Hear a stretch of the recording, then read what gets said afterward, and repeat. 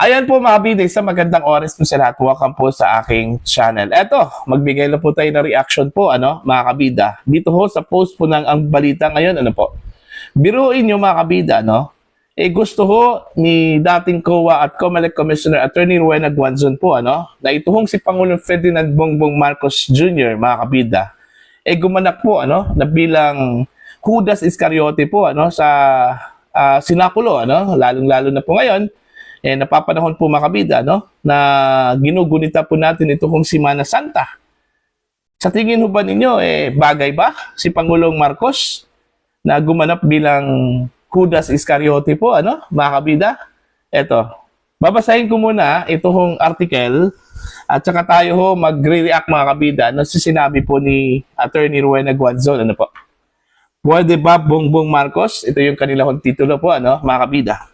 Umani ng reaksyon sa social media ang pahayag ni dating COMELEC at COA Commissioner Attorney Rowena Guanzon matapos nitong patutsadahan si Pangulong Marcos Jr. kasabay ng paggunita ng Semana Santa. Ayan. Bongbong Marcos, pwede ka bang gumanap na Judas sa sinakulo? Yun yung hamon po, at pakiusap po ni Attorney Guanzon kay PBBM, mga kabida. Ang naturang pahayag ay inuugnay ng ilang netizens sa simbolismo ng karakter ni Judas sa tradisyonal na sinakulo, isang tauhang kilala sa pagtataksi na kadalasang itinatanghal tuwing Semana Santa. Ayon. Kung nakikilala ho ninyo si Judas Iscariote po sa Biblia po mga kabida. Isa ho ito sa 12 mga apostoles po ni Kristo mga kabida. Kung saan po ay sayong nagtraidor po kay Kristo mga kabida sa pamamagitan lang po ng halik.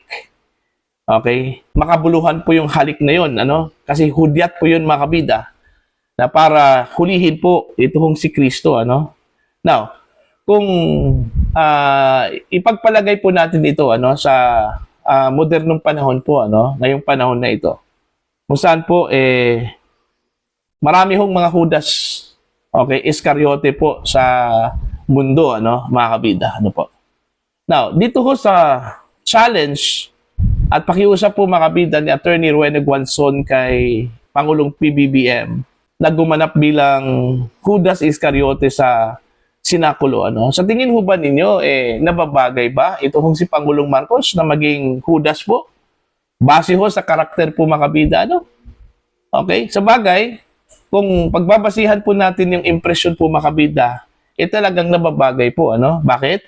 Dahil unang-una sa impresyon po mga kabida ng mga tao, hinudas daw ni Pangulong Marcos ito hong mga Dutertes. Alright? Unang-una po mga kabida si Sara Duterte. Diba?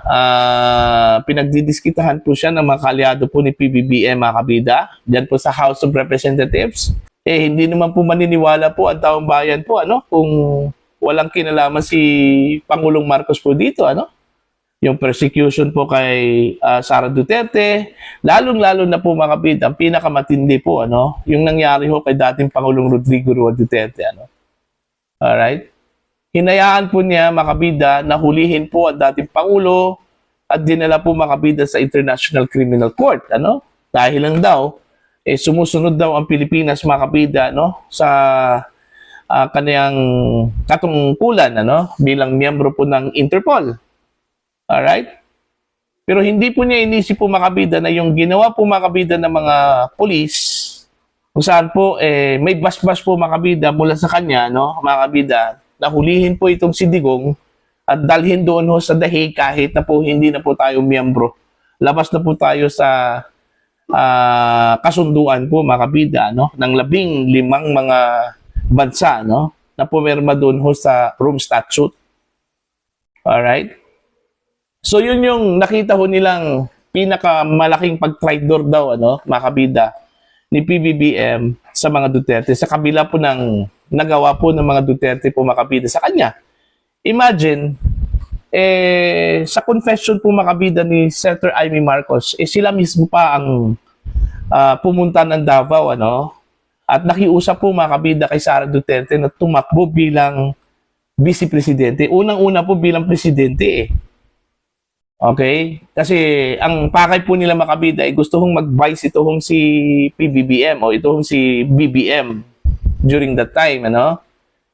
Ayaw ho ni Sara Duterte po makabida. Unang-una po, ayaw talaga niya na sumabak po sa nasyonal, ano? Gusto ni Sara Duterte na mananatiling mayor lang po ng Davao City.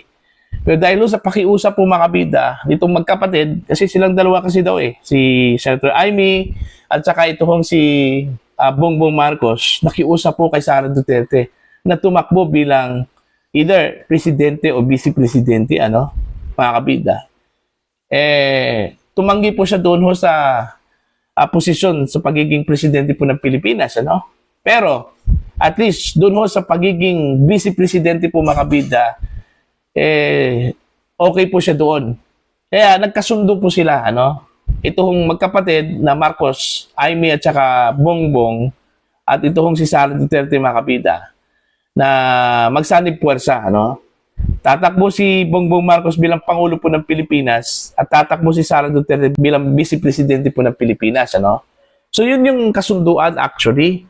Pero binabaliktad po yung naratibo po mga kabida, no? Kaya so si Sara Duterte daw yung nakiusap ano na maging katandem po ni PBBM, which is tinutuwid po ngayon mga kabida ni Senator Amy Marcos, ano? Kung nakita nyo po yung kanyang latest video po kahapon, ano, mga kabida, kung saan po humihingi po siya ng tawad po ano sa mga Duterte po mga kabida dahil kung hindi ho dahil sa kanyang pagkumbinsi po mga kabida na tumakbo sa national post, ano, ito hong si Sara Duterte sana hindi sinapit itong hirap, persecution po ano sa kanya mga kabida, ano po. Alright? So malinaw po doon ho sa confession po ni Senator Amy na sila talaga ang nag-initiate para po tumakbo bilang vice presidente ito hong si Sara Duterte, ano, mga kabida. Okay? So, dahil doon mga kabida, no, bilang parte po ng history, ano, nanalo itong si BBM at saka itong si Sara Duterte. Okay? Matapos pong nagsanib puwersa po ito mga kabida bilang unit team. Alright? At doon na po, sa unang bahagi po ng kanilang termino po mga kabida, nagkaroon na po ng lamat yung kanilang relasyon. Dahil sa mga kalyado, mga nakapaligid po kay PBBM na gumawa po ng lamat sa kanilang relasyon bilang magkaibigan po ano mga kabida. At dahil sa nakikinig po si PBBM sa mga intriga na mga nakapaligid po sa kanya na against po kay Sara Duterte po ano mga kabida, yun nangyari yung split, yung separation po mga kabida ng unity. Alright? At doon na po nag-umpisa yung kalbaryo po mga kabida ni Sara Duterte, ano? Hanggang nadamay po ito hong si dating Pangulong Rodrigo Roa Duterte. So, sa inyo, sa tingin ho ninyo, hindi ba pag-traidor yung ginawa po ni Pangulong Marcos po mga kabida, no? Sa mga Duterte? Okay? Sa kabila po ng tulong po mga kabida para lang po manalo po, ano? Okay? Pero iba yung naratibo po, ano? Mga kabida ng kampo po ni PBBM. Dahil, ang sabi nila, dahil daw kay Pangulong Marcos, okay, dahil sa pakikipag-alyansa daw ni Sara Duterte kay PBBM, mga kabida, kaya ito nanalo. Okay? Pero kung pagbabasihan lang po natin yung boto na nakuha po mga kabida, no, ni Sara Duterte at saka ni PBBM, malinaw po na nakisakay lang po mga kabida ito kung si PBBM. Kasi imagine, 32 million po ang nakuha ni Sara Duterte, samantalang 31 million lang po, ano? Ang bumoto kay Pangulong Marcos. Mas mataas pa po ang vice-presidente kaysa sa presidente po ng Pilipinas. So ano ang implication? Anong ibig sabihin? Ang ibig sabihin dyan mga kabida, nakisakay lang po, ano? Ito hong si Bongbong Marcos. Okay, sa kasikatan po mga kabida, ano po? Ni Sara Duterte, ano? Alright? Now, balikan natin yung tanong po. Itong pakiusap po ni Attorney Rowena Guanzon, ano, mga kabida, kay Pangulong Marcos na sana gumanap bilang Judas Iscariote po, ano, sa isang sinakulo po mga kabida, lalo-lalo na po ngayon, na napapanahon po mga kabida, dahil Semana Santa. Sa tingin ho ba ninyo, bagay ba si PBBM doon ho sa role bilang Judas Iscariote po sa panahong ito, mga kabida. Alright? So mga nangyari ho sa dalawang pamilya po, mga kabida, no? Between Marcos and Dutertes. Alright?